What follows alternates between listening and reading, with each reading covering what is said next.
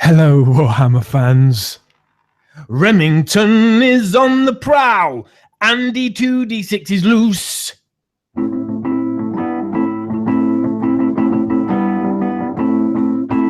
It's the Andy and Remington Steel Show on a Tuesday night. It's the Andy and Remington Steel Show for your home delight. We're talking about Age of Sigmar and everything else that is cool. Yes, we're talking about Warhammer Fantasy. It's easy to learn the rules. Yes, it's the Andy and Remington Steel Show for your home delight. For your home delight. Well then, welcome to the Andy and Rem show. Mr. Rem, would you like to introduce your instrument of the week? It is a Wurlitzer electric piano with a touch of vibrato on it. Only a touch? A touch of vibrato, because Leicester City have won again in the Champions League. Match that, Man City. Well, tomorrow it's very possible. Against Barcelona. I don't think so, somehow. We'll see. I'm sure we'll have a lengthy chat about that next week. Or maybe we should add in like an extra bonus 15 minutes on the end of every episode, even though you're already falling asleep like 15 minutes before we normally go off the air anyway. So we could do like a snoozy football discussion at the end. What do you think? Every episode. I think that would be a nice way to put the listeners to bed, probably. Shall we see who's in the fabled active users list this week? Yes, let's, Andy. Well, in there tonight we have Andreas Goodmanson, Andrew Wade, Bazooka J Rambo, Beezy Lebowski, Dark Adrenaline, Demon_lizard_from_outer_space, Fluffy Dread, Gloom Dreddy Gaming, Graham Rigg, Mickey Jenver, Mini Warrior, Auric Lovegod, Rob Lloyd, Sweet, Ruhark, Rural Goblin, Skeleton Flower, who just launched his own show tonight, Skelevision, actually. Cool. And Newbie, of course, is in there, and Was Gob. And more people are flooding in as we speak. So, Mr. Remington, we've been starved of content in the Age of Sigmar realm. However, now we've been given this morsel, and we've actually, it's not merely a morsel anymore. We don't just have a silhouette. We know everything there is to know about the following miniature. Oh, I don't. Tell me more. Well, you're about to, because we're going to look at a war scroll in a minute, which is, of course, your favourite part of any show. Really? I know you are kind of a rules expert. Hey, one war scroll is all right, but more than one is kind of not so all right. I can't take all that information. Well, first of all, let's have a look at this, shall we? Okay, let's do that. Yeah, do that. So, the witch trembles at my approach, and rightly it should. I am the judgment of the God King upon those who would corrupt humanity. The witch, the mage, the warlock, and the fell sorcerers of chaos. I am Sigmar's mighty vengeance. Your wards and trinkets of dark power will not save you. Death has come for you. With big, sharp, pointy teeth. I like the ending. Yeah, I may have added that bit on there, but here he is. Oh. The Lord Veritant. And he's got his little bird doggy with him as well. That looks like a bigger doggy than the other one. Well, we can actually do a direct comparison right now. So here is the Lord Veritant. There is the Lord Castellant. Oh. So their little doggies are quite similar, except Mr. Veritant has its mouth open. That's a cool one. I love this one. Are these the same size as the one what you get in the Silver Tower? I imagine. Because it's small. The one in the Silver Tower is really small. So yeah, they're not huge. The little Griffhounds. That's a cool one. What do you think about the fig? I think it's all right. We're just desperately wanting to see real faces, I think, at this point. Yeah, it would be nice to have a little face, although it's always possible to do that yourself with conversion work, although you are throwing away this magnificent plume of hair he's got here atop his helmet by going that route. And you were right, he is indeed left-handed. I thought we were looking at the back of the miniature last week. Yeah, you did speculate that, didn't you? So he's got a sword held aloft, and he's got this big anti-magic totem here. So let's have a look at his rules, shall we? Because people thought it might be a wizard, but you couldn't really be further from the truth. Can't we do a quick 360? Maybe later. Well, we'll do that after we look at his war scroll. Okie dokie. So here we go. Lord Veritant. So he has 6 wounds, so slightly more than your average dude. Bravery 9, of course, 3+ save. Move 5 inches, nothing interesting there. Now, the interesting part isn't really his attacks, although that's not bad at all. 4 attacks, 3+3+2 damage each, so that's a decent close combat capability he's got there. And of course, he does have the Gryph-hound as well, who has its own rules that we already know about. But his special rules are obviously what everyone was looking at to see whether he had any kind of spells. However, his Lantern of Abjuration allows him to unbind spells, which previously the Stormcast didn't have access to. So the ability to unbind could be quite important, because there's been many a time when I've been using my Stormcast Eternals and someone has just finished off one of my characters with an arcane bolt, for example. So Right. now I would actually have the ability to unbind those if I take one of these. So what do you think about that? Unbinding now at the beck and call of the Stormcast. Okay, yeah, fair enough. Yeah, I think it was about time. Then Sanction. In your hero phase, Lord Veritant may pray for Sigmar to sanction his sorcerous foes. So pick an enemy wizard within 7 inches and roll a dice. On a 4 or more, that wizard suffers D3 mortal wounds. So it's kind of like a mini arcane bolt that you can only target at wizards. And obviously it can't be unbound because it's not a spell, but it's very short range, only 7 inches. If you're already within 7 inches of an enemy wizard, you're probably already chewing it to pieces anyway, aren't you? Yeah, I think the answer is to have more than one wizard against these guys, because he may well unbind one spell, but if you've got 2 wizards, then you're going to get at least 2 spells to cast. And I would be targeting this guy straight away. Well, it's not bad, that ability there, D3 wounds on a wizard, because wizards don't typically have a huge amount of wounds unless you're talking one of the big fighty ones. Then he's also got another ability, Bound in Service. So after setting him up, you can immediately set up a Gryph-hound within 3 inches of the model. If you choose to do so, the Gryph-hound is bound to him, makes 4 attacks with its beak and claws rather than 2 if it's within 3 inches of him. And in hero phase, you can add 3 to the roll for his Lantern of Abjuration if the Gryph-hound is nearby. Okay, that's pretty cool. So the Gryph-hound gets double the attacks if he's near the wizard, and the Gryph-hound is also helping his unbinding rolls. Jesus. Oh, a question for you then. The wizard suffers D3 mortal wounds when he's doing this sanction ability. Would you count a tree lord as a wizard? If he has the wizard keyword, which I would assume he does. That's interesting. Okay, yeah. So I just think this has just been made up, really, in response to how the Sigmar armies are kind of doing in match play and whatnot, just to give them a more rounded, complete answer to each problem posed by the enemy. Yeah, I would have really liked to see him have a magic spell, but I can understand why he doesn't, in a way, because let's just go back here. If we look, first of all, well, this guy's got unbinding, and he has like a mini arcane bolt to use on wizards. So we're part way to having a wizard. If you throw in the Lord Castellant into the mix as well, if we just look at his rules very quickly, then you can see that he has it's kind of like a mystic shield, but not quite. So he can add 1 to save rolls. So we have the next piece of a wizard, kind of, right here with him. And then, I haven't got a picture of him right here, but if you think about the Lord Relictor as well, who can heal things, then those 3 combined, you've kind of got 1 full wizard between them, haven't you? So you've got all the wizardly abilities, but they're just spread across multiple characters. So it was just the unbinding that was missing, I think.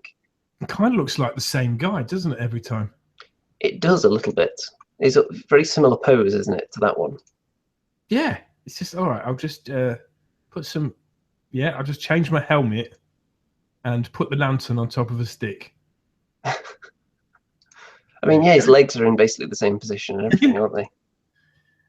Wow, easy. It's easy designing figures, isn't it? Yeah, he's got a different design on his little groinal danglage feature going on here. He's got the same shoulder plate there, though, I think. It's very similar. It's not exactly the same. Is there any armies that you think don't need wizards?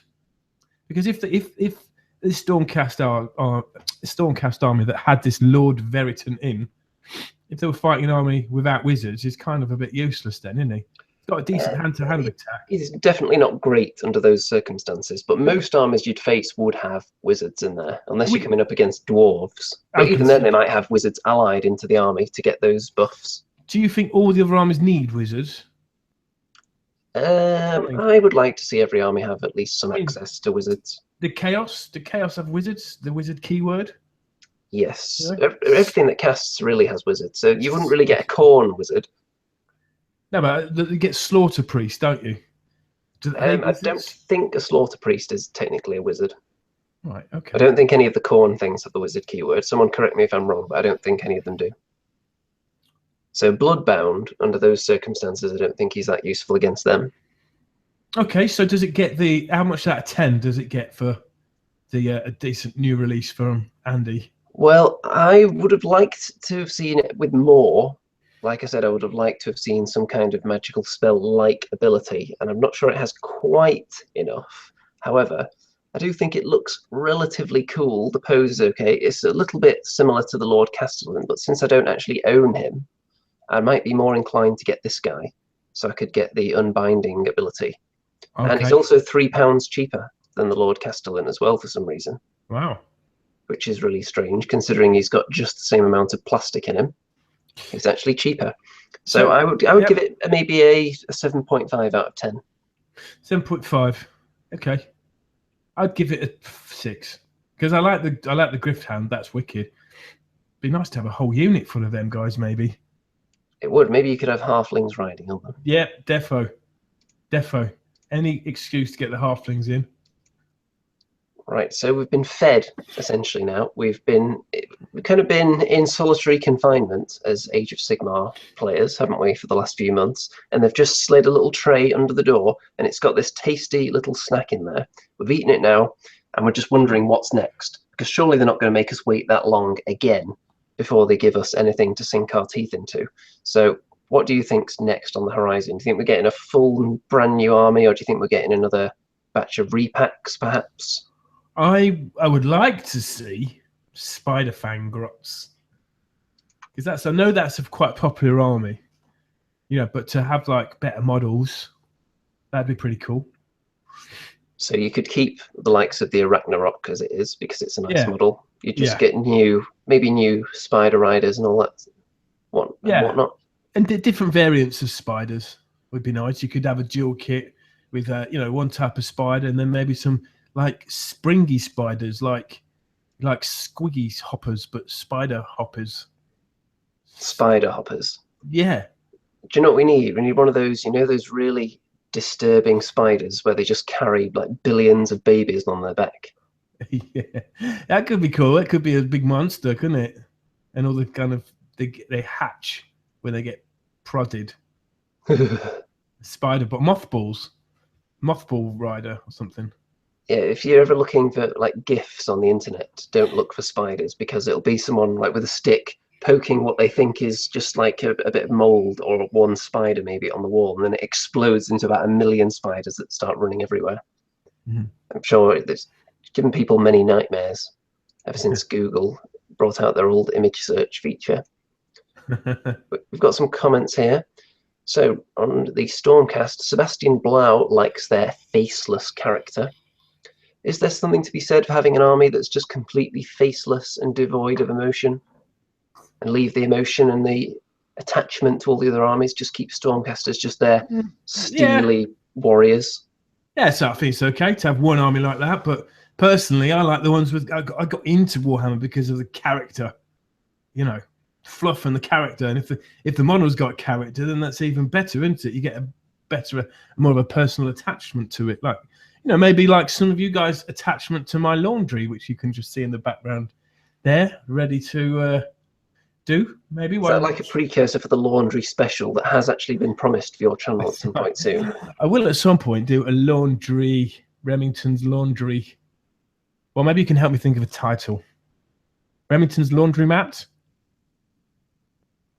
You could actually compete with GW's new battle mats with that, actually, if you like stitch together a mat from your old underpants. I'm desperate for a battle mat, you know, because I want to photograph all my armies, but I want to photograph them on a battle mat. And yeah, there's so many out there. I've seen some that I like, but I want GW to do some more Age of Sigmar ones. I actually now have 4 battle mats. Interesting. I was only supposed to be getting 1 new one from Deep Cut Studios, Yeah. but they sent me the wrong one. I was supposed to be getting like a snowy tundra mat, but they sent me a kind of grassy plains instead. So they're sending me the snow one as well. Wow. Because it was their blunder. So you've got 4 battle mats, and your partner, your gaming partner, has received how many? Nil? I couldn't possibly speculate. That'll be a nil. So, ladies and gentlemen, you can see how the odds are stacked. Not in the favour of Remington. Can't you just be pleased for my success of accidentally obtaining an extra battle mat? Well, maybe you could have. Do you know what would have been nice, Andy? Just like maybe pop the tundra one or pop the grassy plains down to Remington. You know what I mean? That would have been a really nice thing to do. Well, they are quite affordable. Maybe you need to start using your celebrity status. Get out there emailing all these companies saying, look, I am Remington Steel. Yeah. I am one half of the Andy and Rem show every Tuesday, the #1 Age of Sigmar live discussion show on the internet. I am an international music megastar. Yeah. Give me some free stuff. Is that what you do then? Not in those exact words. So what do you write? Hello, I am Andy 2D6. I wear orange and I have 2 weekly podcasts, all right? Something like that.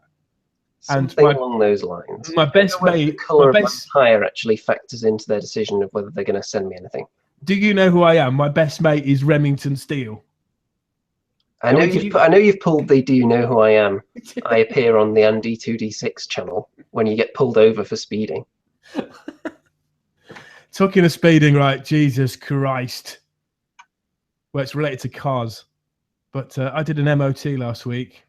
And this was after revealing to Andy that it would be very difficult for me to drive 3 hours up to where Andy lives to do battle reports on a regular basis. And the same week, took my car in to get MOT'd.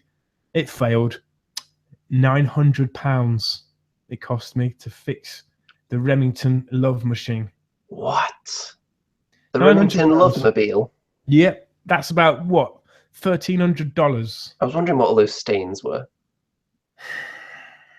Either way, that and buying this Wurlitzer, which you've heard in the intros of the songs, sounds beautiful.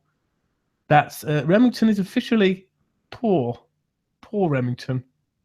Yes, so I have to make a lot of music to pay the bills right now. So I've been really busy every day.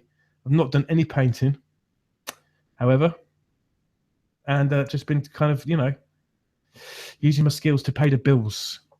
I thought I was going to be flung into further financial turmoil as well, because the computer that I'm using right now kind of blew up. It didn't exactly blow up, it just stopped working after I had a brown screen of death. This is your new computer, isn't it? Yes, I went into this on the Friday show bit, so some people might have heard it, but it just stopped working. It wouldn't even power on at all. So I had to switch back to my old computer, and I did the Friday show with my old computer, and then I did further tinkering over the weekend, and I actually got it working again. So anyone who wants a tip, if your computer refuses to boot up, all you have to do is just randomly pull things out of the motherboard and put them in again until it works, and eventually it will. I wouldn't actually recommend doing that. Well, on that note, my friend, hearing of my financial plight, has made me a computer with brilliant spec. And I'm picking it up on Thursday, and I'm going to be able to run Vermintide on full spec and Warhammer Total War on full spec. So I just, I'm going to be all about that the next month. I also found out that this new PC actually has, the graphics card has some kind of software with it, so you can capture gameplay without any kind of external software at all. So hopefully I'll be able to get videos up on at least Warhammer Total War, and we can hopefully get around to doing some Vermintide on video as well. Because people wanted to see that. It's just our previous computers weren't necessarily up to scratch for recording that new of a game. That's right. And we also, we need to sort out the Battlecom so we can chat to each other, and you can obviously hear us chatting while we're playing the game, which is, of course, the fun bit. It's where I say, "Behind you, Andy," while he's being stabbed by a night runner, something like that. It's a great game. It's a lot of fun. Yeah, so people can look forward to that. Now, slightly, we did deviate a little bit from the topic, but I've got one more thought that came to me as we were talking on the Stormcast, not having that much character, because it suggests that they might need something else just to push them over the edge into being interesting for everybody. Now, I'm going to go off on a little bit of a tangent about something I don't know that much about, which is always dangerous, especially if there are fans of the thing I'm going to talk about, because I haven't actually watched much of the new Doctor Who at all. But the mainstays in Doctor Who, like the two main villainous races that are kind of robots that he battles, are both kind of bland with no personality, aren't they? Like the Daleks, for example. They just keep repeating the same phrases over and over again. You can't really toy with their emotions, can you? But they do have their leader, who's that horrible, wrinkly thing. Davros. Davros Yes. is awesome. Exactly. He's got all the personality. So you've got this race of like soulless creatures that don't really have visible emotions or feelings. But then at the figurehead is someone that I'm sure one or two people in the audience could relate to him. But you get what I'm saying. I'd tell you what, Andy, this is what I'd love. I'd love if you got all the Sigmarites and they, been worshipping Sigmar, and eventually we find out who Sigmar is. And it's just like the Wizard of Oz. It's not like this big, man with a beard and like golden armor. It's really this little gnome hiding behind a curtain. A halfling. A halfling, and that is Sigmar. I think that'd be really funny. Sigmar. There shouldn't really be an R on the end. It's just like Sigmar, and it's just an old woman. Ma. Sigmar of Bobbleton. I think we're onto something here. I think GW are actually taking notes. So you would have to have this halfling piloting some big, huge golden monstrosity, wouldn't you? Yeah, it's like, you ever seen Mad Max Beyond Thunderdome? Yes. You got Master Blaster, and Master is like the little dwarf, and he's got like the cute glasses and the little suit and 3-piece suit on. That could be like Sigmar of Bobbleton, but he's like a genius. I think that could work. Apparently, Rob Lloyd Sweet had dinner with a Doctor Who companion last month, and that's his claim to fame. Now, would that be someone who actually played the part in the television program Doctor Who of his companion, and you had dinner with them? Or is there some other kind of meaning here? Who was the best Doctor Who? There's one for the audience. Tom Baker for me all day long. I think he's the best at anything he's ever done, to be honest. Yeah. I'm surprised he's not a bigger star, to be honest. It's very strange, isn't it? His part in Blackadder II is one of my favourite characters. Yeah, and where he's the old sea captain. Of course, he's the voice in Little Britain as well, that you hear narrating all the sketches. He pops up in a lot of obscure things as well. I'll let you assess what the audience are saying about who the best Doctor Who is, because I'm not that up on the new ones, so I couldn't really comment on them. David Tennant? Get out of it. You're not a fan of the new stuff? No. Tom Baker or John Pertwee. Surely, them two. But obviously, John Pertwee's son is also quite a famous actor now, too. Yeah. I liked the guy. You know when they revamped Doctor Who? But it must have been about 10 years ago now. But the first guy, he only signed up for one season. But he was sort of a gritty Doctor Who. Yes. What's his face? I think he didn't want to be typecast. Wow, I am old, Remington. I'm not that old. Maybe who said that? Oh, of course. I'm old enough to be young Mickey Jenver. I'm old enough Always to be pointing out how old you are. I'm ordered to be your father, my dear. It's bedtime. Christopher Eccleston is who I'm talking about. Yes. Yeah. A fine actor indeed, he is. You'd make a good Doctor Who, I think, Andy. You'd have to grow your hair long again. Yeah, I could see that. Who would be your sidekick? Female sidekick? Would it be Mickey Genver? Well, in the wargaming community, I don't think there's that wide of a choice, to be honest, nowadays. At least visible ones. And there's probably just endless amounts of women watching this show that just don't necessarily comment because Newbie's in there. And of course, intimidated by him. Yeah, he doesn't hold back, does he, Newbie? We love Newbie, really. Mickey Genver thinks Dreddy should be the companion. Yeah, that would be. Yeah, let's talk about your German-speaking companion, and maybe I'd probably be a baddie by default. Which one? I'd take your pick. I never get freebies, do I? So, you know what I mean? Some kind of bitter, twisted old man. Now, he had a nemesis, didn't he? What's the name of Doctor Who's nemesis, who's also a Time Lord? What's his name? He had a cool name. I could be him. The Master.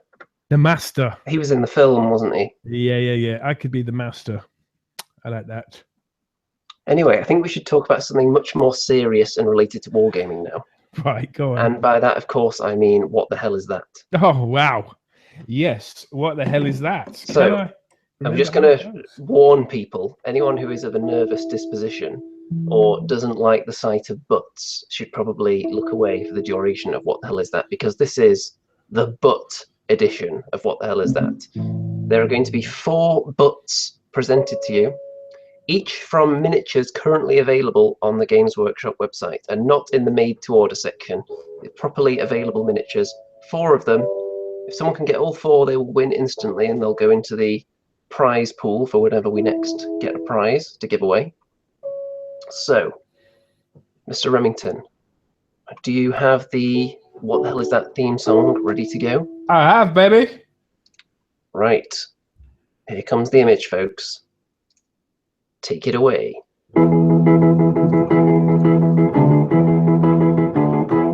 What the hell is that? What the hell is that? What the hell is that? What the hell is that? What the hell is that? What the hell is that? Only Andy and Remington know.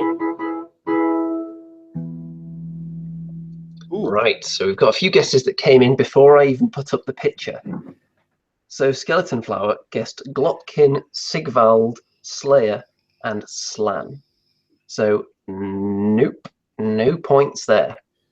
You'll notice that 2 of the butts are very, very red, which could be a clue. 2 of them not so red. One of them's got kind of a greenish tint. The other one's more grey, with what appears to be some kind of tattoo on it. So are there any that you think you know without giving it away? The top right looks a little, well, with the tattoo. You think you might know that one? A little cane light. Yes, you'd know what I mean. Ooh, and the bottom left looks like a pair of... Yes.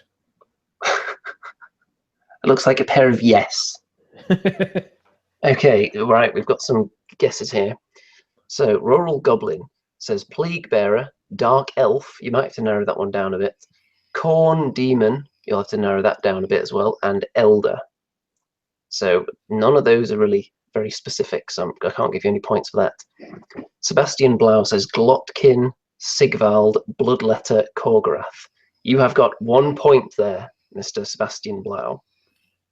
Mini Warrior says Savage Orc Big Boss, Sister of Slaughter, Magmadroth, that corn monster from the starter set. You have got 1 point. Mickey Genver says Demonette, Scarbrand, Plague Bearer, and Newbie. Now, as much as I would like it if one of these images was Newbie, because it would mean that someone has actually taken a picture of him to prove that he exists, because we still don't know that. Although whether it's worth seeing a picture of his butt to prove that or not, I'm not sure. But 0 points right there.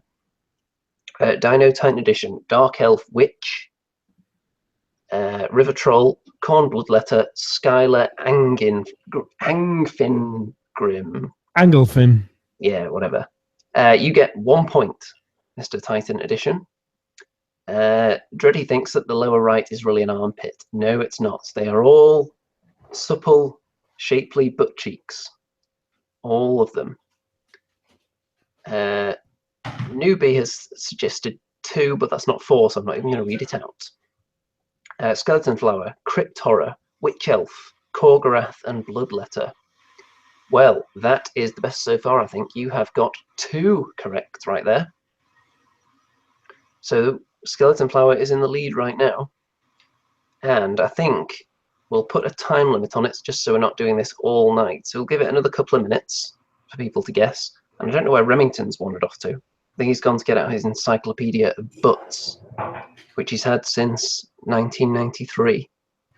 Just a few years before the great encyclopedia crash occurred, of course, with the advent of the internet. And, of course, electronic encyclopedias that were even before the internet was widespread. I remember having an encyclopedia on the PC on a disc. So door-to-door encyclopedia salesmen were just rendered obsolete overnight. Sounds like he's singing. Right, who have we got next? Rob Lloyd Sweet says, River Troll, Sister of Slaughter, Scarbrand, Angfin Grim. 1 point for Mr. Lloyd Sweet. Mini Warrior has some guesses that are all Space Marine related, so of course they are all incorrect. So Skeleton Flower is in the lead at the moment with 2 points. Come on, somebody's got to get these.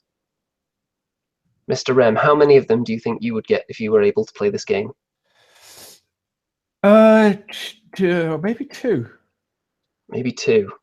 Maybe 2 succulent, ample pairs of butt cheeks you think you'd be able to identify. Yeah, I could do 2. Right, we've got some guesses flying in now. So, Andreas Goodmanson. Oh, no, only 2 guesses there, so it doesn't even get the dignity of being read out. Skeleton Flower, Crypt Horror, Sister of Slaughter, Korgorath, Scarbrand. 2 points. Sebastian Blau, Bloodletter, Sister of Slaughter, River Troll, and Valkyr the Bloody. 2 points. Cimmerian Shadows, Dark Elf Witch, Slaughter Brute, Skylar Ang, Fulgrim, and Plaguebearer. 1 point. Auric Lovegod, Bloodletter, Witch Elf, Fleshhound, and River Troll. 1 point. Dino Titan Edition, Crypt Horror, Bloodletter, Slaughter Brute, Beast Lord. That is very, very close. That is 3 points. So very, very close for Mr. Titan Edition right there. Luke's APS, Slayer, Corn Demon, Glotkin, Plaguebearer. No points. Dino Titan Edition, Crypt Horror, Bloodletter, Slaughter Brute, Witch Elf. 3 points. Oh, I've got it. Gary Waddingham, Bloodletter, Korgorath, Sister of Slaughter, Crypt Horror. 3 points. Somebody's got to get this. Dino Titan Edition, Crypt Horror, Bloodletter, Slaughter Brute, Sister of Slaughter. 4 points. Yes. Dino Titan Edition is the winner. And not for the first time. Dino has won. Indeed. So I'm going to show you the pictures of the various butts, although we can't see their butts because these were all captured from the 360 mode on the GW website, which you can't have a still image of. So you can see the Crypt Horror, his butt was in there, of course. The Sister of Slaughter, the Bloodletter, and the Slaughter Brute. Nice. Can you believe it? When those Sister of Slaughter / Witch Elves come out, it was £36 for 10 models. I can believe it. You can. Can you believe that Dino Titan Edition is now the Buttmaster? I can't believe it. Now, when I was a kid, do you know what doing a 360 meant? I'm almost afraid to ask you to explain. Well, like doing a 360 is basically when you pull your pants down and you twirl 360 degrees. Newbie, and the challenge has been laid down. And you go 360. And you do that. In fact, the first guy that did it was a guy called Gawain. Gawain. Gawain, the Welsh guy, and we called it a Gwainer 360. Can you do a Gwainer 360? Yeah. Well, and we also had the 1 in 100. That was even more challenging. Dare we ask? No, that's X-rated. The 1 in 100. Basically, 1 in 100 people can perform this feat, according to statistics. Are you going to possibly go into that on the Remington After Hours Laundry special on your channel? Yeah. Yeah, someone was actually telling me the other day they wanted your Remington's pillow chats to come back.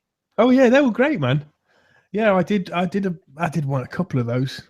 I did one about chaff, and I can't remember. I was just rambling on, really. You did another one about wargaming as well.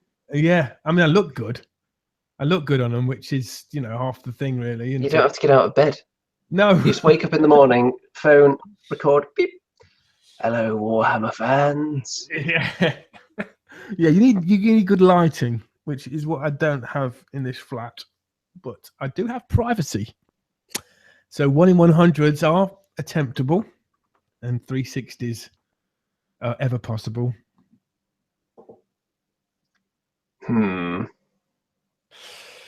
Yeah. Anyway, someone's saying someone should do the 180, apparently. The 180? That's just a flash, really, isn't it? YouTube newbie said, get a girlfriend, Rem. Why would I want a girlfriend?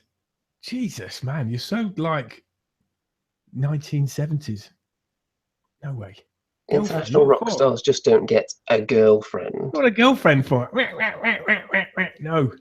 I'm all right, thanks. Cheers. He's too busy being an international playboy, to be honest.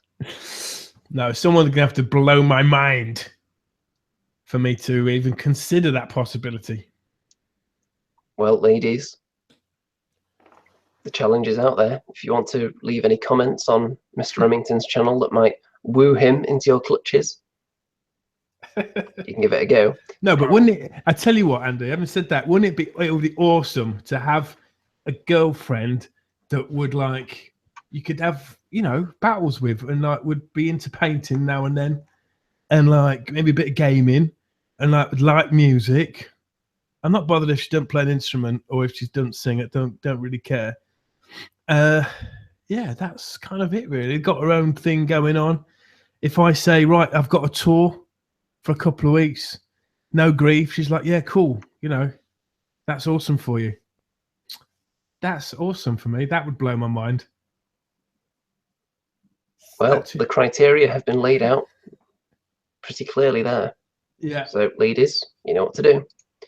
Right, if Remington wasn't already an impressive enough prospect for you, then wait until you see how he tackles the latest batch of perils in the Forest of Rem. Oh, yes, come already. Is it time for me to do a little improvisation for this wonderful part of the show? I think you could actually do a Forest of Rem little song before we go into this, because this is going to be the most exciting episode yet, with a bit of a crescendo. Oh, yeah, I've got it. Just getting my fingers warmed up, baby. Can you hear that? Can you hear that? Yes. Let's get a bit of vibrato going.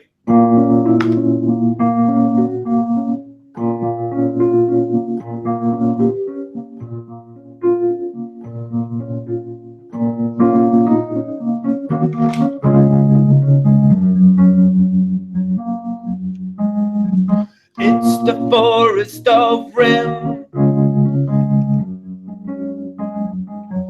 Only enter if you're men.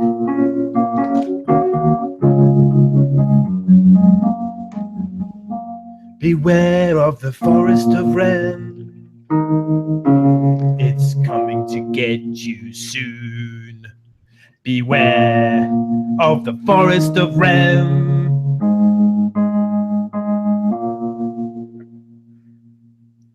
Can't think of what rhymes with soon. June? Spoon. Spoon. I like a good spoon. Well, I can't guarantee there will be a good spoon in this episode. Oh. So, in case anyone didn't catch the previous episodes, just to fill everyone in on just the gist of the story. So, young, ambitious, international bard, sensation, Rem, Mr. Remington himself, woke up to find his mentor slain by his side. He kind of hesitated in pursuing a potential assailant that could have maybe caused the death of his mentor. He then chased this figure naked out into the woods, bludgeoned him with his mandolin to death. On him, I believe he found a map. He'd already found an amulet with Remington inscribed in it. He decided not to immediately follow the map, went back to the inn, insulted the locals, got into a fight, accidentally killed a few people, was revered as a god momentarily, and then accidentally summoned a demon of corn, if I remember correctly. Yeah. And flooded the whole place. And then he was blessed with a Slanesh flesh wand, which popped into existence, smote the demon for him, and then disappeared again. At this point, Remington decided to visit the tower on the map of the various landmarks that he was offered. He got there and he found that it was full of all kinds of mysterious flesh. This was after, of course, he had accidentally skinned was it halfling? I think it was a halfling. So you ended up with a flesh glove from accidentally getting your hand stuck in its flesh. Yes, and then in the previous episode, you actually lost a foot, didn't you, Mr. Rem? You lost a foot and you kind of jammed the flesh wand of Slanesh, which you had found within the tower, into the stump, and that's kind of guiding you up the steps into a mysterious chamber. So that's where we left off, ladies and gentlemen. Do you have a dice ready? What? Mine? Oh dear. It looks like Mr. Remington's internet is playing up here. Well, while we wait for that to settle down, I have actually got a dice rolling app because it might come in handy, because I think he's going to get into a legendary encounter right here that could lead to violence with another character, perhaps. So I've got that dice rolling app ready right here. And just to give you a quick example of it here, when I tap the screen like so, there we go. So it would have come up with a 6, so that's not a Remington roll at all. Far more likely that he would roll a 1. And he still hasn't popped up back in yet. Oh dear, oh dear. Come on, Mr. Remington. Well, I'm just going to go and look at the comments while we're waiting for him then. Let's see. So, Dark Adrenaline. This segment could turn into $1 million franchise. The Forest of Rem, 7 books minimum merchandise TV series. It could actually. When it's over, I am going to download every episode and chop all these bits up and put them into one video so someone can watch the entire Forest of Rem saga in one sitting without having to go through multiple videos. Although, if they wanted to go back and watch it now, they would have to click through endless adverts, which would just give me untold pennies in revenue, which is worth basically nothing. Dreddy says, Andy, just talk about your amazing new Chimera e-purchase. Yes, I did order a Chimera, which is exactly the same model as Jeff the Chimera, famous for appearing in all of Dreddy's videos. So I will be able to have my authentic own version of Jeff for all my battle reports soon, once I've got him painted, obviously. I ordered him, he's a Reaper miniature, and I order all my Reaper stuff through the Dice Bag Lady, or Bad Squiddo Games, as it's known. Let's see. Mickey Genver says, Andy, tell Newbie not to stalk my friends on Facebook. He will listen to you. Newbie, Facebook stalking is never cool. Did I just get something on my phone there? Nope. The app is still ready to go.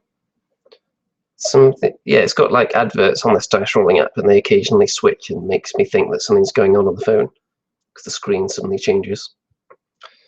Well, I'm going to go over to Facebook and see if Mr. Remington has sent me any kind of message saying I have died or something. Let's see.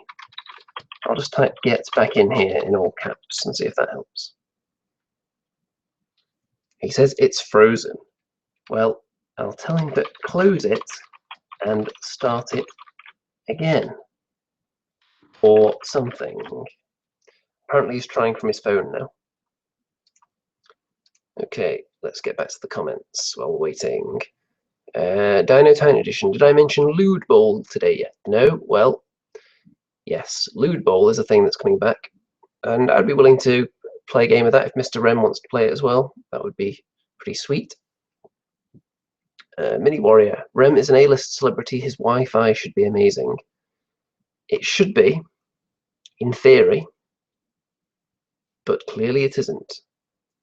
Hopefully he can get back in on his phone at least, because this is going to be a monumental episode. I've got big plans, although I've had kind of big plans for every episode so far. And then Remington, with his rolling of wands and his insistence on bludgeoning all the innocent NPCs and townsfolk and villagers, it usually messes up my plans a bit. If someone was about to deliver a vital piece of information to him, he usually caves in their skull with some inanimate object before they even get a chance to speak. So I'm not sure whether my plans are actually going to come to fruition or not. Let's see. Anything else? Dreddy thinks Rem's Wi-Fi router is a potato with a spoon stuck in it. It could be. He did say he likes spoons earlier. And I'm assuming that was the kind of spoon that he was referring to as well. Let's see. And is anyone ordering the made-to-order stuff, says Rob Lloyd. Sweet. Well, I had a look and I noticed that half of it was sold out already. How can it be sold out if it's made to order? That's an odd concept to me. Unless it's made to order as in as soon as 500 people order it, we'll make 500, but then we're not doing any after that. So that's why it would become sold out. But it seems a bit odd that something that's made to order would be sold out. Very odd indeed. Let's see. Wayne Catlin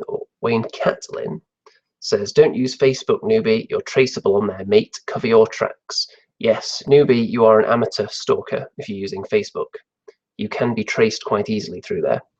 I'm sure there are some kind of websites where you can track all different pieces of personal information on people if you're insistent on becoming a stalker. Not that I'm encouraging any of that behaviour, but if you're going to do it, you might as well do it right, noobster. Let's see if Mr. Rem has sent me another message. It's crashed big time, he says. He says he's trying. Let's tell him to, well, try harder. No, in fact, I'll say do or do not. There is no try. There we go. I'll ask him if he's got any other devices. Now, you can probably hear me typing, but this keyboard is actually a new one that's actually quieter than my old one. So the old one would have been even more loud than this. This is going to be a bit of a flop of a segment if Remington isn't even here. And I've just set the scene and everything. So you better get back in here ASAP. Well, you know what? While he's not here, we're going to look at the next part of the show while we're waiting for him. Let's look at some of the pictures that came up in the Andy and Rem Show Facebook group, which you can find in the video description if you're not already a member. So, here we go. This is from Andrew Judd, who had his delicious Nurgle army. I think it's all Nurgle, on Armies on Parade. And I don't know whether he won or finished second or third or what, but I would imagine he did quite well. It's very, very Nurgly and pustulely. Very, very nice indeed. Then this is from PJ Van Geest, which is, of course, the one mighty Stormcast warrior floating atop these thingamajigs. It is, of course, the Celestant Prime. He looks very good, actually. I like the blue, and the swirly bits are very nice. The wings are somewhat understated compared to the rest of him, aren't they? I do very much like that blue, and the kind of tiny little stars or whatever they are. Almost like little comets whizzing around there. Very, very nice. This is from Power Chord, which is, of course, the Dragon Fate Deus, with him sitting right in the middle of it. And having painted one of these, I can attest to how easy they are. And this one looks pretty good. I think I could have done a bit more on mine, to be honest, a bit more dry brushing. I think this one looks like it's got plenty of dry brushing going on. I think I mainly did the edges on mine, so I think I could have done a better job on it. But this one is quite tasty. Then, this is something I want to show to Mr. Remington when he gets back. We can talk about this for a little bit. This is the Corn Dragon, apparently, from Forge World. Work in progress. But look at the size of it. The comment someone left on the Facebook group was, it's like a small dog, and that's certainly what it looks like. You can see the wing there, not attached, but it is mammoth. I mean, the perspective seems to be a little bit off because this person is quite far away behind it, possibly. Like the hand isn't actually as close as you would think it is, maybe, but it's still absolutely huge. It looks like it's bigger than that huge lizard man creature that was previously maybe the biggest miniature they offer, other than the likes of Titans and so on. So I think this would cost quite a tidy sum. So anyone who would be interested in purchasing one of these, feel free to make your feelings known on it.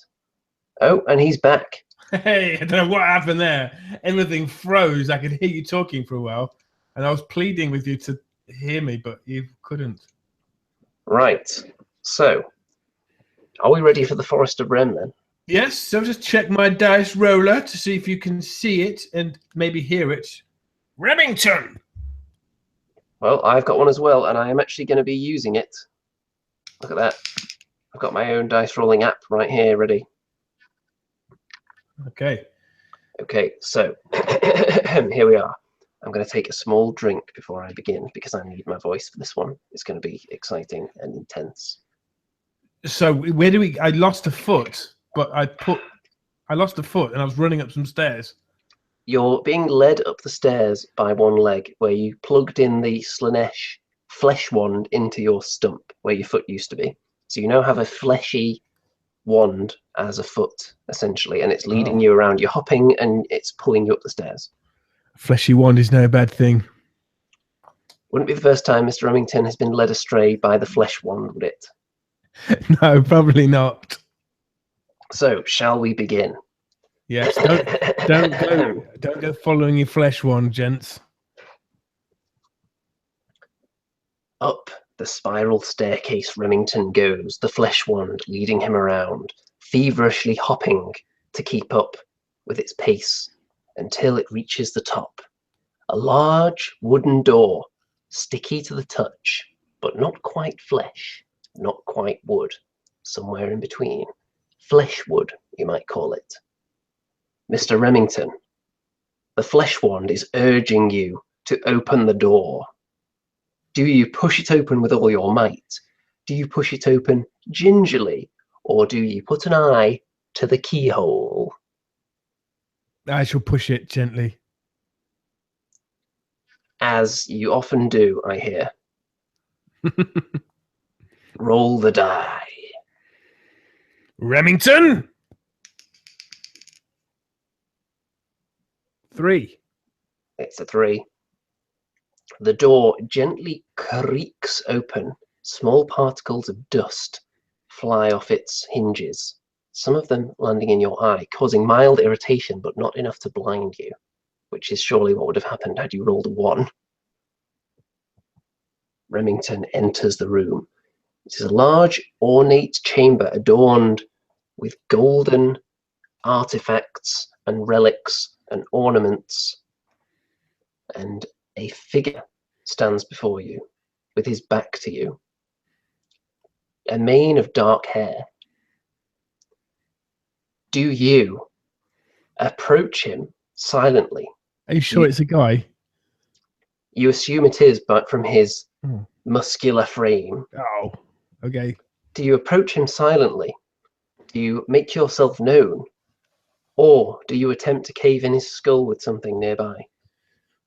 I shall make myself known by shouting, Remington is here!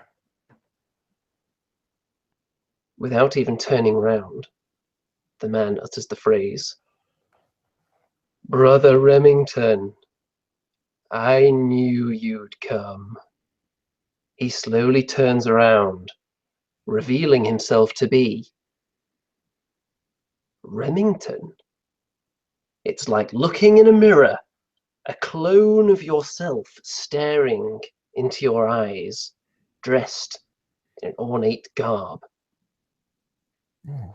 How do you react to this? I'm going to give you a bit of freedom here to decide what you're going to say to him. I shall say, I bet you don't have a flesh glove.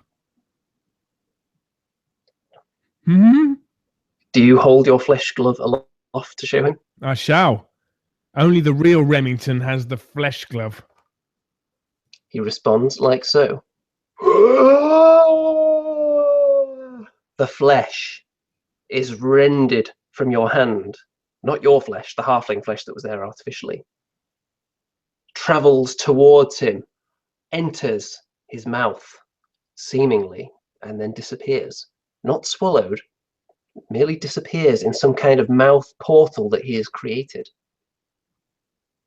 He stares into your eyes, and he says, Brother Remington, we have been blessed. We have been chosen.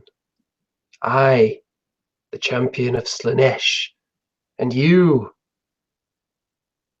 the humble servant of Slaanesh. Come, let us feast together. Well, I have to admit, sir, you are damn fine good looking. He beckons you towards a room filled with bowls of fruit, scantily clad maidens, and all kinds of sacred objects and expensive-looking valuables and luxury items. However, something seems amiss. You can't quite put your finger on it. Do you enter the chamber? Or do you have something you might wish to say to him? I shall say to him, thanks for getting rid of that flesh glove. I thought it would never leave me. And do you think you could just sort out my missing foot? He glances down. Oh, you have the flesh wand. Give it to me. He reaches out and attempts to pluck the flesh wand from your stump. Not so fast, Rem Double. Do you attempt to dodge out the way of his grip? Yes, I should say this is Barter Town, pal. It's Roll the dice to see if you can avoid his grasp. quid pro quo. Quid pro quo? Quid pro quo. It's difficult to say. And I will say, Remington! 4.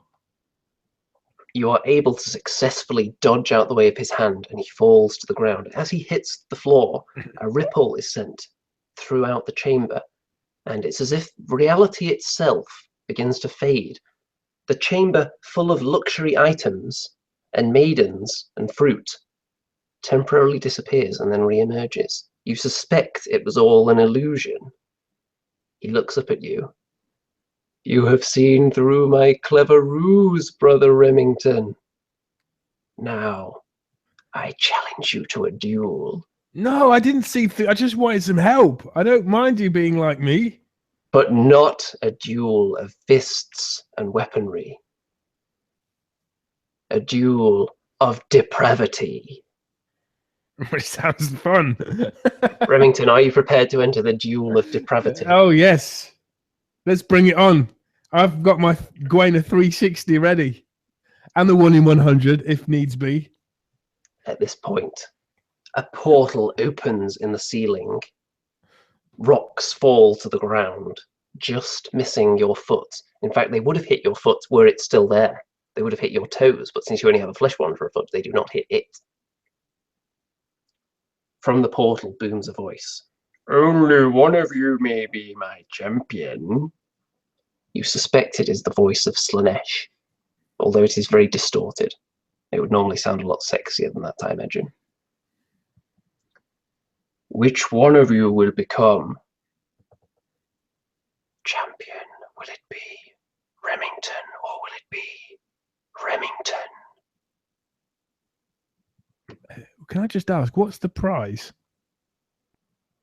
Well, apparently, he just said it was to become his champion. Well, that's anything material. Well, I would imagine being the champion of Slaanesh would grant many material rewards. Not really. They're the first to get killed on the battlefield, aren't they? That's what people go for with the shooting attacks. Well, you've already been blessed with a flesh wand. Imagine what other kind of fleshy riches could be at your disposal if you were chosen by Slaanesh. Okay, I suppose so. I suppose it's me. I will be. You're oddly accepting of the fact that you seem to have like an identical twin who also calls himself Remington. Do you know what? A lot of people said, I thought I saw you the other day. It happens to me a lot. I don't know. Maybe there's many, Freddie Mercury like love childs out there. Remington too looks into your eyes. Brother Remington, let the duel of depravity begin. He turns around. 3 doors open, each of them containing something different. This is no ordinary duel, you see. Brother Remington, select one of these rooms and plunder its contents. But choose wisely. You peer through each of the doors. Through the first door is a little orphan boy sitting next to a pit full of spikes, dangling his legs over the edge. In room number 2, you see an apple. It looks plump and delicious. A bead of water runs down its flesh. Very, very succulent. You have no doubts it would be tastier than anything else that you had eaten, at least this week, while your hand was covered in horrible halfling flesh. Everything tasted foul under those circumstances. And behind door number 3, you see a diamond-encrusted mankini. God. Right, so it's the orphan boy. Over a pit of spikes. Yes. And what was the second one? A delicious apple. Right. Or a diamond-encrusted mankini. Which room will you enter? I'm going to go for room number 2. Maybe it's a bit too obvious, but You're going to go for the apple? Yes. Very well. As you step into the apple-containing chamber, the door slams shut behind you. Roll the dice. Remington. 5s. And your Remington clone is also going to roll the dice. 2. It's only a 2. What do you shout when it's the Remington clone? Remington clone, Okay. maybe. Well, you won that. As you approach the apple, pick it up, put it to your lips, and take out a bite of it. You notice this is no ordinary apple. It is filled with precious jewels, rubies and emeralds, fall about your feet from the center of the apple. It seems you chose wisely. The door swings open, and your brother Remington kneels, a wound across his face, seemingly severely weakened by your correct choice. As you step back into the main chamber, he looks up at you. Brother Remington, you surprised me. You chose well, but you shan't do it again. He looks behind him. 3 more doors open. As you approach them, behind one is a turnip. Plain, unwashed, a simple turnip. Behind the second door is a shopkeeper with a small stall in front of him with a variety of mediocre goods, but also what appears to be an antique mandolin. The shopkeeper is rather rotund and has a very receding hairline. Behind door number 3, nothing but pure light. Almost blinding. You suspect what lies within must be magical or incredibly shiny. Which door do you choose, Mr. Remington? Okay, what was the first one again? A turnip. A turnip, a ornate mandolin. Which is currently held by a shopkeeper. Okay, well, I know which one I'd like. I'd like to go for the mandolin, but I'll leave it to the audience, I think. Let's see what they're saying. Audience, which door should Remington choose? It's got 2. Choose wisely. You could decide his fate. Bazooka says shopkeeper. Mickey Genver says mandolin. Because you have lost your previous mandolin after all the bludgeonings. Oh, yes. Rural goblins and mini warriors say 3, door 3, room 3. So it's we've got. Yes, it's the mandolin. We've got just more for the mandolin. So let's go for room 2. Very well. As you enter room number 2, the door slams shut behind you. The shopkeeper looks down at you. He's quite tall, you see. What do? Do you take the mandolin from him, or do you attempt to barter with him? What am I going to barter with? All I have is a Remington runestone. Oh, okay, I'll try it. Yes. You, in fact, you don't have the Remington runestone. That flew off into the ceiling, remember? Okay, I should say, what would you like for that beautiful-looking mandolin? He looks you up and down. I'm going to roll the dice for him now. A 2. I want your underpants. Okay. Yep. All right. I think they probably need changing after all this excitement. Yeah. Okay. Seems like a fair deal. So in the Duel of Decadence, you have the Duel of Depravity, not Decadence. It could have been either, really, though, couldn't it? The Duel of Depravity, you have exchanged your underwear for a mandolin, an antique mandolin at that. Yes. Can I have a go on it? See if I can play it. Are you going to enter the main chamber again, playing the mandolin, perhaps? Yeah, that's a good idea. Maybe I could do it like a dispelling song. Well, you should roll the dice. Okay. To see how well you play. Remington! 5s. He's rolling well today. The door slowly creaks open and you step through it, strumming away on your instrument, wearing no pants. The Remington clone, already wounded, catches one glimpse of your naked body and immediately falls backwards and disappears into a plume of smoke. The portal above you closes. You look down. You see that your foot has grown back. Yes. The flesh wand is now merely where your big toe used to be, giving you essentially a foot-long big toe of Slaneshi goodness. It seems that this blessing was bestowed upon you by Slanesh. You are now the champion of Slanesh, surely. Pantless, with a foot-long big toe, strumming away at your instrument. Yes. When it comes to depravity, no one can beat the real Rem. Suddenly, you blink, and the tower has vanished. You are standing in the middle of a field on a rainy day. Still naked, mind you, strumming away at your instrument.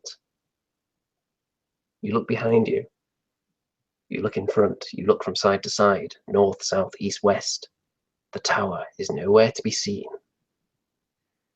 However, you glance down at your map and see that you are in a familiar location. This is fairly close to the inn where you started your adventure. And all that remains now is to decide which landmark you will visit next. Because, as you glance at the map, a fresh piece of text has emerged. What used to be ancient runes has now been translated into Remglish. It says, "There are others." And that is where we end for this week. Okay. That was cool. You see how good I can do without using the skull dice. Yeah, who would have thought that Remington would win the Duel of Depravity? Who would have possibly suspected that? That could be a good miniature, couldn't it? A good model. Slaneshi champion. With a really long big toe. And naked with a mandolin. And obviously, like, fairly good looking too. Well, so the people, the audience, are going to have to decide for next week. We'll save this one for the permanent comments after the show, so we can actually read it. Where should he visit next? Because on the map, the two landmarks that are yet to be visited are the lake and the cave. So should he visit the lake or the cave? Is it the Dread Cave? It could be. We'll find out if that's where you go. So there is something we're going to look at now before we bring this show to a screeching halt. So, I was showing this to the audience while you were temporarily indisposed. Wow. This is a corn dragon, and look at the size of it from Forge World. It's not finished yet. Is that 28mm? Yes. Jesus. Look, there's a little platform on his back. Do you think? Yes, the little corn guy will be standing on there, no doubt, and the wings go into that slot there. You can see the wing in the background. Wow. Ah, yeah. I don't know. I mean, where would you put that thing? You know what I mean? Where would you put it? Would you put it like next to your bed? On the mantelpiece that's really big? Or, I don't know, would you like stick it on the end of a stick and it can be like a totem? You could probably have a regular game on its base. Yeah. How much do you think this thing is? It's got to be, what, I think it's going to be £600. £600. That's my prediction. Wow. Well, you know what? You know, if you've got the money, do it, because in 10, 15 years' time, how much do you think it'll be worth when they don't make them anymore? Well, it depends if any like knockoff merchants in China or Russia start making them. We've got some comments on it here. Apparently, Dreddy wouldn't even have space for the dragon. Mini Warrior would buy it if it was riding a Thunderhawk and a Titan was riding on the dragon. Okay, Bazooka thinks it'll be £1,000. I don't think it'll be quite that high. I think I'm sticking at 600. What do you think? 849. 95. Right, you've got it on record now, your prediction. Apparently, the comment of the night, according to Wayne Catlin, was, "I want your underpants." Newbie doesn't think the options were very depraved. That's the second time I've heard "I want your underpants" this week. You know, is it? Oh. Was the other one from Newbie? No, the other one was I went to a gig the other night, and there's this young lady behind the bar that was very pretty, and a man who goes there a lot says, "Will you do me a favor?" I said, "Well, what is it?" "Will you ask Megan if you can have her underpants and give them to me?" No joke. So someone wants you to be the illicit underpant dealing middleman. Yeah. Yeah. I just had the pictures in my mind of this guy, and he looks, you know, he's like a bouncer at this place. It's big, you know, big bald headed guy sniffing a pair of underpants that you would have handed to him, that would have been given to you in good faith, I'm sure. Yeah. Does he watch this show? I'm sure he does. I don't think he does, no. I don't think many people I know watch this show. Probably more than you think. They just don't tell you. Christ. If anyone starts talking about the length of your big toe, or asking you why you're not wearing any pants or why you're wearing a halfling flesh glove. Yeah. Yeah, they wouldn't. I mean, I'm surprised no one's asked me what a 1 in 100 did. I won't be telling you publicly on this show because it's quite depraved, but also quite impressive if one can do this feat. Now, I'm just going to answer Newbie because he said that the options behind the doors weren't very depraved. That's because he didn't roll many ones. Ah. It would have got more depraved, and some of the options would have ended up more depraved than others. So, I wasn't sure which one you were going to pick each time, actually. Let's see. Anything else before we wrap this one up from the audience? Yeah, well, I have something. While you're reading that, I mentioned about the Warlock of Firetop Mountain being on Steam and there's a game. And I don't know if any of you guys realize, but also all 4 parts of Steve Jackson's Sorcery are also on Steam. And it's supposed to be wicked. Like really, really good. If you like fighting fantasy books, then the ones that kind of grew up with you as you became a teenager and a young adult were the sorcery books. I'm talking the Shamatanti Hills, the second one, the City Port of Traps, the third one, the Seven Serpents. Wicked. absolutely wicked. And the game version is supposed to be mega as well, full of puzzles to solve and a unique combat system. Choose your own adventure style. Epic. Sounds interesting. How much are they on Steam? Not too much. There's a package where you can buy parts 1 and 2, and I think 3 or 4 are separate. I'm going to tell you. Yeah, they've just come out this year, 5th of April. So, yeah, check them out. Sorcery with an exclamation mark. Bundle with all 4 for £16.77. Does it have the Remington seal of approval then? Yeah, it does. These are awesome. I've actually got the proper books, which I was thinking of going through. But yeah, there you go. That's my pick of the week. Well, I didn't know that was a segment, but it is now. That's straight from Warhammer Weekly, but I think we should rob that one. Now, do you have any $1 million ideas this week? Oh, $1 million ideas. You put me on the spot now, haven't you? Well, you're normally just overflowing with them, aren't you? Do you know what? I was thinking about, more models, because one of the most popular $1 million ideas is thinking about new models. And the most popular ones of those are usually War Machine models. So, with that in mind, tell me a faction you think desperately needs a War Machine, and I'll give you $1 million one. How about that? I think you're wrangling out of the fact that you don't have $1 million idea on top of your head. They don't come like that, Andy. They come, you got to give me something to bounce off here. Which faction needs a War Machine? Stormcast. I'm not anything but Stormcast, because they're not that interesting. Any faction at all, anything whatsoever, any faction you could name, Stormcast. Anything but them. No, I did have a Stormcast one. I already said it ages ago.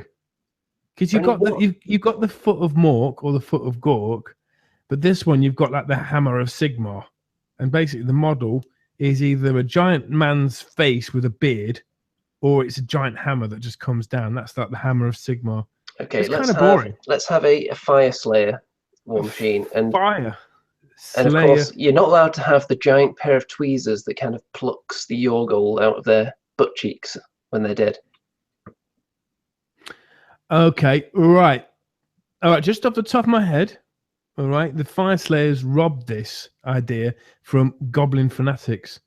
But what they do, the Fire Slayers, they have 3 balls, not 1, 3 balls on the end of chains. And guess what? Each ball is on fire. And inside each ball is corrosive, explosive material made up of crushed Yorgold and carefully packed. And the Fire Slayer Berserker runs into the middle of the field, no man's land, and twirls a cyclone of death around him. Before Is he called the Fire Slayer 360 by any chance? Yeah. He does a 360 throw and chucks this 3-pronged explosive attack into the enemy ranks, wreaking devastation. With his great balls. The 360 fire hazard. Yeah. The Fire Slayer 360. How about that? And then, yep. Yeah. Okay. What about the 1 in 100 then? Well, we still don't know what that is. If you ever get around to creating your own website, then I think your 360 section will be slightly different from GW's 360 feature, where you can just look at all the angles of the miniature. I'm feeling yours would be much more depraved. I like that. Well, look, if you want $1 million idea that's outside of the wargaming realms, and I have one for you. Go on, then. The thing is, Andy, I'm hesitant to give out these ideas, man. You know Duncan's listening. Exactly. Because what happens is, I say all this stuff, and the next thing I know is like, Remington, you're always coming up with stuff that's already been invented. Except this hasn't. The 24-hour garage for car repairs that's open on Sundays. Don't have enough time during the week to take your car in for an MOT or a service?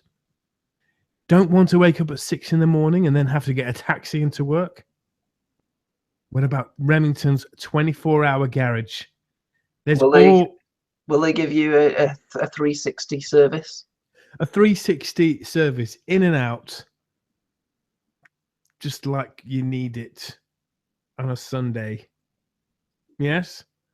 A great excuse to get away from seeing the wife's mother-in-law and her family. The wife's mother-in-law? Yes. So your own mother? Mother-in-law? Oh, I'm so sorry. I've got to take the car into the garage. I've got work all this week, so I've got to take it on a Sunday. Okay, I'm not sure it's quite $1 million. Oh, get out of it. No one does. How many car garages that are open on Sundays can you think of? Well, do you not think that maybe of all the countless businesses that have been in this sector, if none of them have done it, do you not think there might be a reason why? Because they don't want to work at the weekends. It's because baby Jesus would frown upon it. That's the reason. I've got $1 million idea. Yes. Painting terrain or big realm of battle tiles. Toilet brush. There you go. I've got another $1 million idea. It's called painting by numbers. So the miniature you receive has different segments that are carved into it with little numbers on. It tells you what color to paint each segment. How about that? Painting for beginners. And does the groin always have 360 on it? It could do. Or the 1 in 100, possibly. Yes. Dino Titan Edition thinks the 1 in 100 is a 100-sided dice with all ones on it.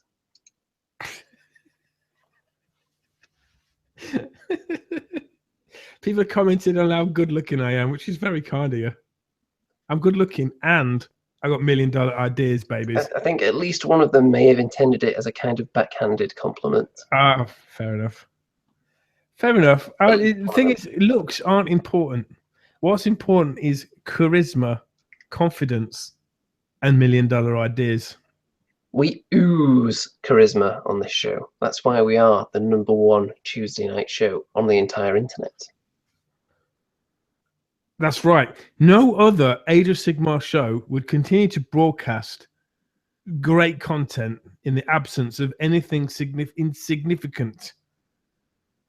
That doesn't make sense. All the others are just swan off to all these other non-Age of Sigmar related systems that, of course, the audience don't care about, like your Ninth Ages and so on. Now, do you hear the rumor?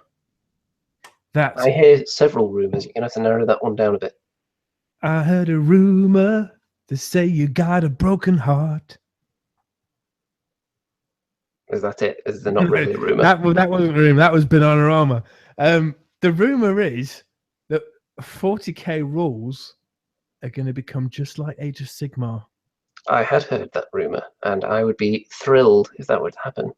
Yep, me too. And then I might buy some Harlequins or some space orcs. If that happens, I think we could actually, in good conscience, cover 40k on this show. If they had essentially the same rule sets and you could cross over, I think we could start to cover both games under those circumstances, couldn't we? Just imagine, you could have Space Marines versus Savage Orcs. I mean, why not? I mean, you could have Tau versus Savage Orcs or Tau versus Ogres. There's a trillion dollar idea, merging the two systems into one complete system. You could have a Titan versus Halflings. It'd be like the ultimate David and Goliath matchup. One step at a time, right? But just imagine it. The Tau go to a planet which has not been touched by the Imperium of man. And in it, they find a species of people who are so backwards, they haven't invented guns. Well, they kind of shoot nails out of like a miniature cannon thing. But it'd be a really good battle, wouldn't it? You could have Tau with the lasers and stuff against ogres. And if the ogres manage to get in, they rip face. I'm loving it. If the rules compatible, that's the way that War Machine and Hordes are. You can play those two systems with each other because the rules mesh up nicely, even though they are technically different systems. So if 40k is Age of Sigmarified and it all has war scrolls, and you'll have vehicles with the chart with how many wounds it's got left, and when it drops to this many wounds, it can't fire its las cannon anymore, and that kind of thing. Just imagine Savage Oryx, right? They've kind of hunted their monsters to extinction. Suddenly, they see all these like space vehicles, which looks like monsters, and they go crazy, and they jump on the back of, you know, these flying machines, and they're just like ripping out wires and smacking Eldar on the head with it, with their bones. Be amazing. Age of Rem. I think we should leave the audience with that image for tonight. Yeah, I was wondering why you're not falling asleep already, and I think it's because you're not working this week, isn't it? That's right, baby. I'm on half term. But guess what? I've just been busy in the studio. I've been writing songs for Ali Campbell. How about that? Yep. Let's see. What happens if they make the light of day? Maybe I wouldn't have to work in a school anymore. That'd be nice, wouldn't it? Imagine if your pupils hear that. Hear that I am a host on a geeky wargaming program, or hear that I am writing songs for the second biggest reggae selling artist in the world. Hearing that you're eager to get out of having to teach them. Yeah, no, Because there's such a strain on you, because they're so terrible and such no-hopers. Is that what you're saying? Well, the thing is, right, in teaching, the only reward you get, right, is possibly the satisfaction of knowing one of your students did well in life or got into college. It's not like, you know, any other business. If you're even an accountant, right, you get a percentage. You do good work, and not only do you get rewarded with a salary, but you get a bonus. You get a part of something. But with teaching, it's plutonic what you get. But you're investing in this thing. You're giving so much of yourself, but the reward is... You're putting more positivity into the world, and if enough people do that, eventually it's going to reflect back on you, isn't it? Not really. Any other job. Like, look, listen, look, you are a game designer, okay? A-list game designer. A-list. Okay, so you design a game and you put your thoughts and love and attention into it and you promote it, etc., etc. And the game does all right and you cover all the costs for producing it. But then the game does amazing. And guess what? Andy becomes a well-endowed, royalty-wise, games designer of note. And lots of people want him to design games. Well, how about this? What about if one of your star pupils, let's say a star pupil that you've taught how to play Gore Chosen, let's say, yeah, goes on to become Prime Minister? They'll go, oh, I used to have this art and music teacher and he was really cool. What if they get you a knighthood or something? It won't happen. Just something, you know, I don't know. You never know. You have to have more faith in the good in humanity. Eventually, one of the people that you've positively affected will pay you back somehow. Maybe one of them will go on to have a career as a successful doctor or something, and then they'll go the extra mile when you need that heart transplant. They'll like just steal one from the patient next to you because they remember how cool you were. We've had some nice comments here. Mini Warrior says, the hate of youths is what you get. And not only that, but the hatred from their parents as well, when their youths only decide to work in the last 2 weeks of their school life and end up with shit results and blame the teacher. Mickey Genver, so your problem with teaching is that your relationship with the students has to be platonic. You can always rely on someone to make a comment like that.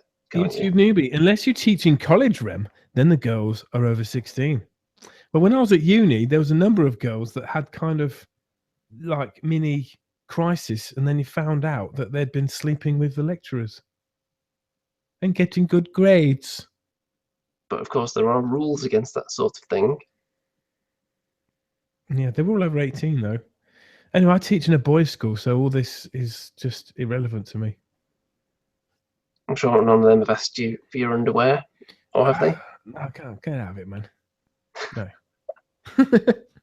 Newbie certainly has. Sorry. But yes, sorry, enough about me.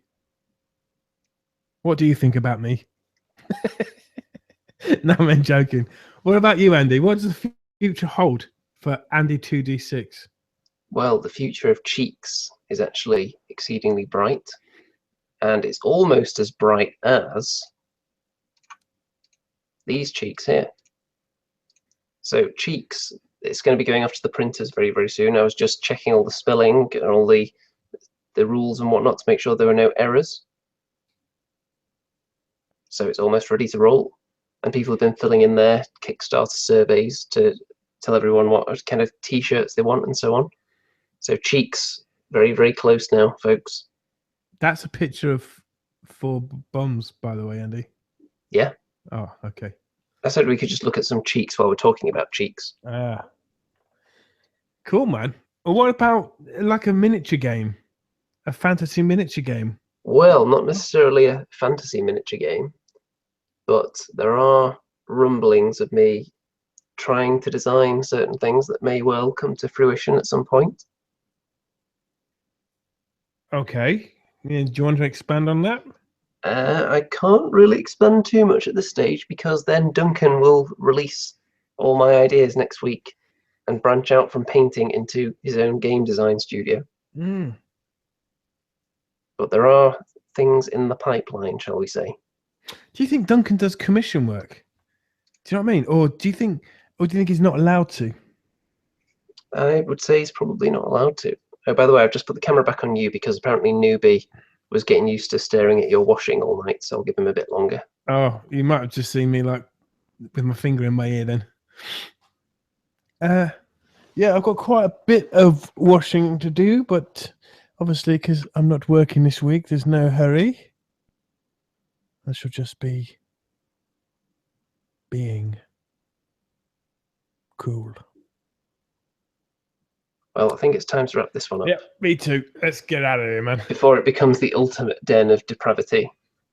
Yeah. So, before we go, if you would like to play us out while everyone stares at some more butts. Of course, we thank the audience for joining us tonight. Remind everyone to obviously like the video, and if you feel like it later on, leave a permanent comment, maybe suggesting which landmark Remington should visit next in the Forest of Rem. What am I singing about? I think you should sing about butts. Oh. Okay, I'll try. Thanks for watching, everyone. Be good. To your butts. Okay.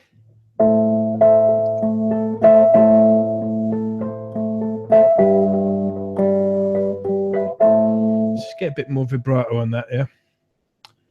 And a bit louder. Can you hear that? Fine? Cool. Yes. And I should go a bit lower, take this down to your butts, baby. Yeah.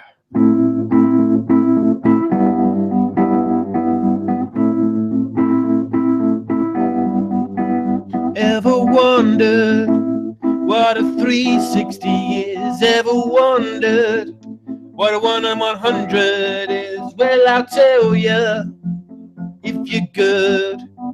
I'll tell you if you're good. It's X-rated butts. X-rated butts.